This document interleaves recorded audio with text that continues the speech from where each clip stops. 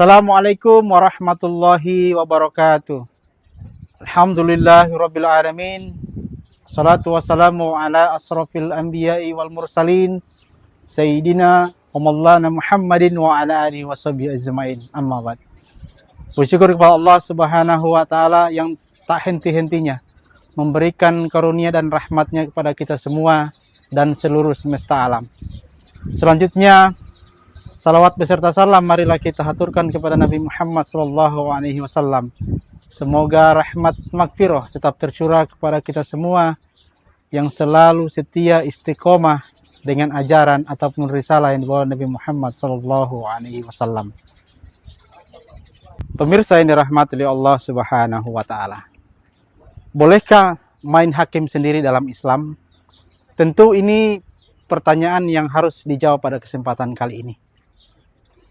Beberapa hari terakhir kita telah melihat ataupun menonton ataupun mendengar di media sosial, yaitu kasus seorang ayah yang tewas usai diduga mencuri ayam di Bali.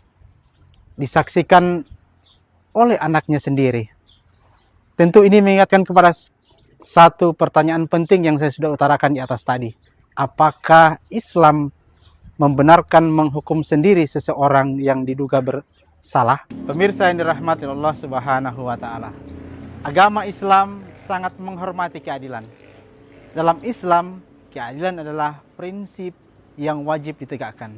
Allah Subhanahu wa taala berfirman dalam Quran surah An-Nisa ayat 135. Wahai orang-orang yang beriman, jadilah kamu penegak keadilan. Artinya adalah keadilan harus ditegakkan dengan aturan, bukan dengan emosi atau amarah. Dalam hal ini juga Rasulullah SAW melarang kezaliman. Rasulullah SAW bersabda, janganlah kalian saling menzalimi. Diriwayatkan oleh Muslim. Main hakim sendiri seringkali berubah menjadi kezaliman karena yang pertama, fakta belum tentu jelas. Yang kedua, emosi mengalahkan akal. Dan yang ketiga adalah hukuman jauh melebihi kesalahan. Pemirsa yang dirahmati oleh Allah Subhanahu wa taala. Jelas Islam menolak pencurian. Islam juga menolak main hakim sendiri. Keadilan bukan dibangun dengan amarah, tetapi dengan hukum yang adil. Yang pertama, pelaku dihadapkan tanpa kekerasan. Selanjutnya, proses berjalan dengan tertib. Hukuman yang dijalankan oleh yang berwenang.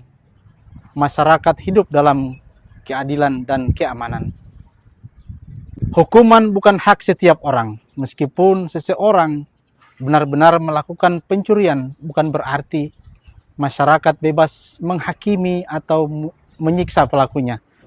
Penetapan hukuman dalam Islam dilakukan melalui yang pertama pembuktian, kedua saksi, ketiga proses hukum, dan yang terakhir adalah keputusan hakim yang berwenang. Pemirsa yang dirahmati Allah Subhanahu wa taala.